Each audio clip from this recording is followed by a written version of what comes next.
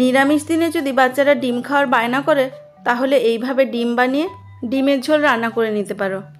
এর জন্য একটা বাটির মধ্যে 500 দুধের ছানা দিলাম আর একটা সেদ্ধ আলু গ্রেট করে নিয়ে দিয়ে দিয়েছি। আর বাইন্ডিংয়ের জন্য 2 চা চামচ ময়দা আর 2 চা চামচ কর্নফ্লাওয়ার দিয়ে ভালো করে মেখে নিতে হবে।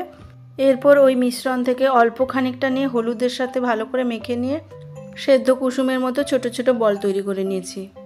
এবার বাকি মিশ্রণ থেকে কিছুটা নিয়ে গোল শেপ করে ভেতরে গর্ত করে হলুদ বল ঢুকিয়ে ওপরটা আবার চাপা দিয়ে ডিমের আকৃতি গড়ে নিলেই তৈরি নিরামিষ ডিম। এরপর আর কি, যেমন ডিমের ঝোল বানাও আলু দিয়ে বানাতে পারো অথবা শুধু শুধুও বানাতে পারো। আর সম্পূর্ণ নিরামিষ খেতে চাইলে পেঁয়াজ রসুনটা বাদ দেবে। এই নিরামিষ ডিমের কারি আমার চ্যানেলে আপলোড করা আছে, চাইলে দেখে নিতে পারো। তাহলে আর দেরি নয়, আজই বানিয়ে নাও নিরামিষ ডিমের কারি আর বাড়ির সবাইকে চমকে দাও। আজকের মতো টাটা।